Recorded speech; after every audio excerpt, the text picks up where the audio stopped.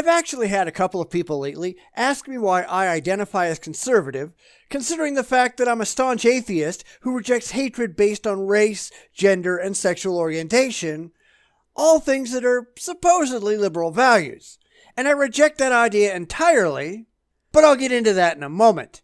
Now, as everyone ought to know, I consider the idea of labels to be a bit problematic. People often pick a label that they like, and then reduce that label to fit whatever situation or circumstance they find themselves in. So that means there are probably as many different meanings of the word conservative as there are self-identified conservatives, and the same thing goes for liberals and libertarians and every other label under the sun.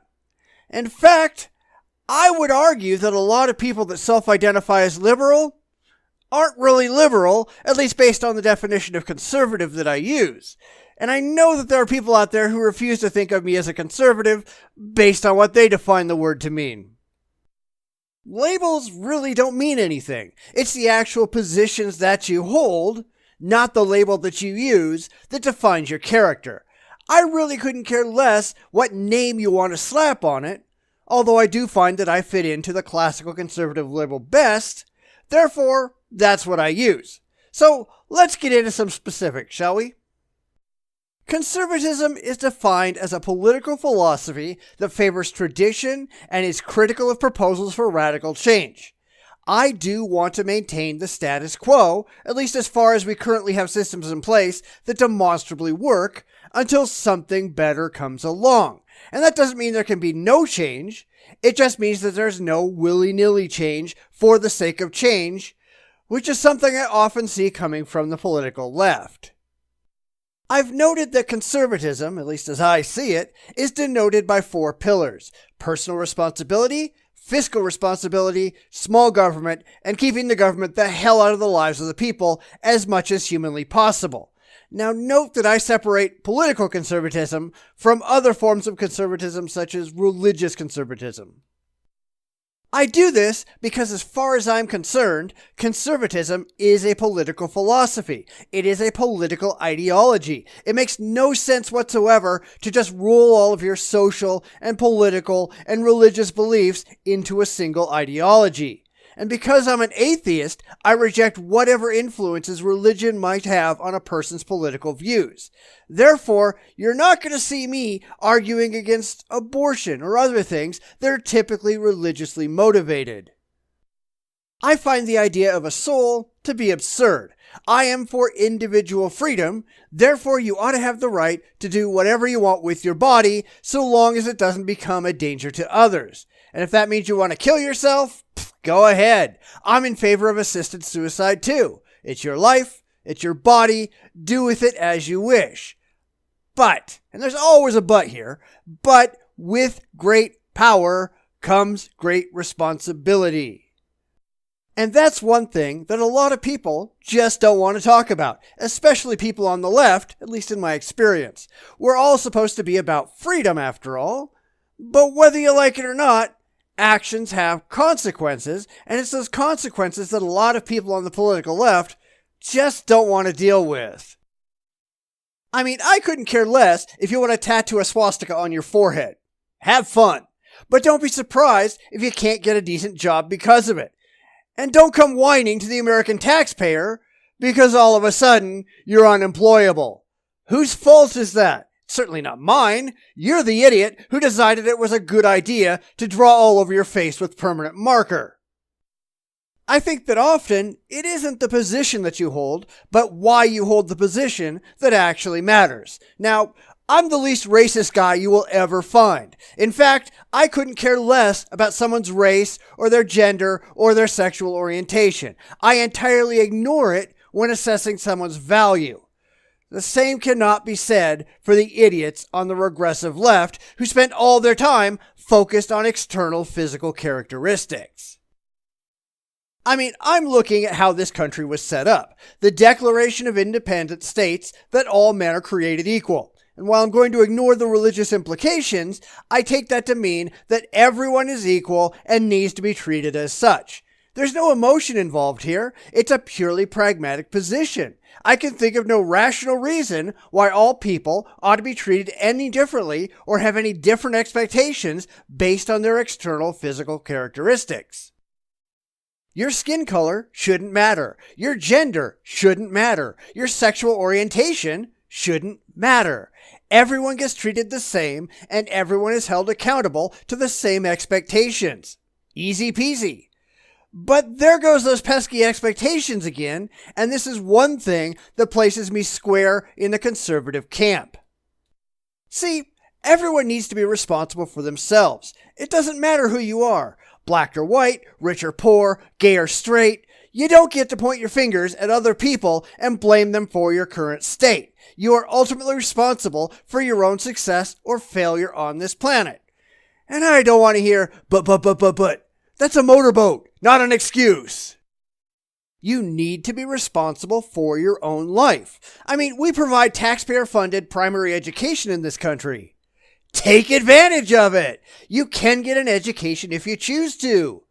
And if you choose not to, it's no one's fault but your own. You need to decide to make good life choices. And that means stay off drugs, it means stay out of gangs, it means stay out of jail, get a job, develop a solid work ethic, and make good life choices. If you've got 14 kids out of wedlock by the time you're 20, you have ruined your own life. You did it. Not society, not the taxpayer, you. And if you have a rap sheet the length of your arm by the time you're 20, if you've spent more time in prison than out, who else is to blame but you? It is your fault. Stop pointing fingers and accept responsibility. And don't go giving me any of this disadvantaged bullshit. It just doesn't fly. I mean, I'm disadvantaged compared to Bill Gates, but you don't see me out there robbing liquor stores because of it. Personal responsibility. Embrace it. It's the only way you're ever going to become successful. And seriously, learn what realistic expectations are. The chances that you're going to rise from poverty to be a multi-billionaire in a single generation is highly unrealistic. Don't pretend that because you didn't magically get rich, the system doesn't work. It does, but it operates in small steps. You may not directly benefit from your hard work. It might be your kid that first goes to college. It might be your kid that first buys a home on their own. It might be your grandchildren or great-grandchildren that own their own successful businesses. It's not all about you. Get over yourself. And speaking of making things better for your children, that makes me think about nationalism, something that a lot of people on the political left seem to detest. Now, there's nothing wrong with nationalism. And note, I'm not talking about radical nationalism. I mean, radical anything is bad. But liking the country that you live in and wanting it to be more successful than other nations, that's not only fine, that's admirable. You should be biased towards your nation. You should care about the country you live in because you live there. Because that's where you're going to raise your children and your children's children. If you really hate it, go the hell somewhere else. If you really identify with some other culture, get on a plane or on a boat and take a hike. It doesn't mean you can't identify problems and want to fix them. But if you hate it, fuck you. I don't want you to be a mindless cheerleader. I mean, if there's legitimate problems, point them out and work to fix them. But the idea that all nations are just as good, that's stupid. And that goes for multiculturalism too. Fuck multiculturalism. Here's a newsflash for you. Not all cultures are equally worthwhile. Not all ideas are equally valid. Now, subjectively speaking, I think my culture is better than others. And that's not emotion talking. That's objective fact. We have demonstrably produced more, grown faster, and done better than any other modern culture out there. We have every right to admire it and defend it from those who would attack it. You're welcome to disagree, of course, but please do so from a different culture and a different society. I've got no interest in hearing you whine when you're benefiting from Western civilization. You're welcome to your free speech, and I'm a wholehearted advocate for free speech. But as I said before, actions can and do have consequences whether you like it or not. And you have no right whatsoever to try to stop others from saying things you don't like. Free speech is enshrined in our culture. It's part of our founding documents. Nobody forces you to listen to things you don't like, but you've got no right whatsoever to stop people from saying whatever they want to say.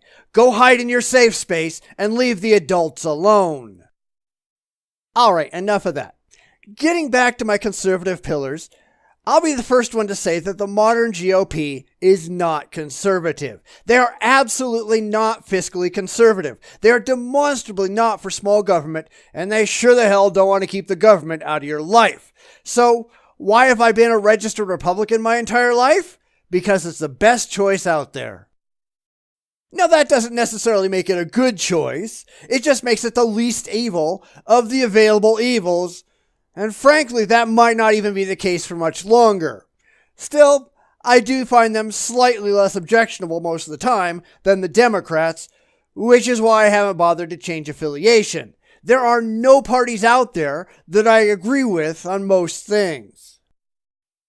Did I vote for Trump? Yes, I did. Why? Because he was slightly less awful than Hillary.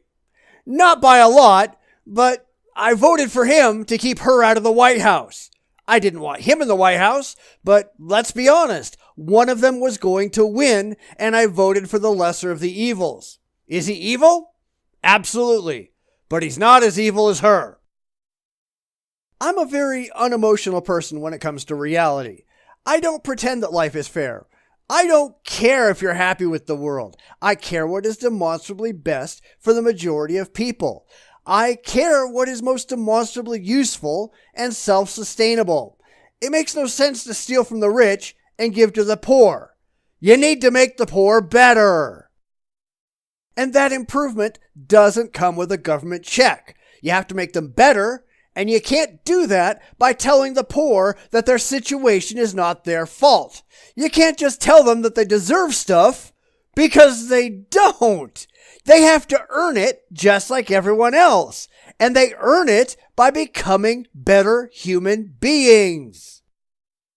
By not feeling sorry for themselves. By getting off their asses and working. Getting an education. Learning a skill. Being responsible. Making good life choices. Not making excuses for why they fail, but not failing in the first place. That's how we build human capital.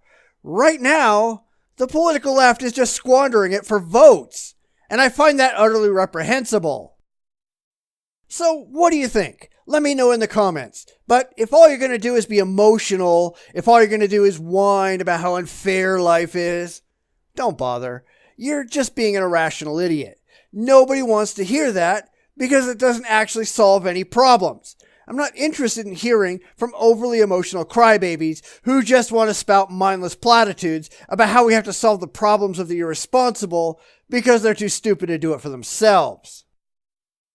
Frankly, I'm tired of hearing all the excuses about the stupid and the lazy who just don't want to pull themselves up by their own bootstraps. Fuck them. Let them die. They're not doing anything for society anyhow. If they're unwilling to pull their own weight, why should we be expected to carry them along on our backs? It makes no sense.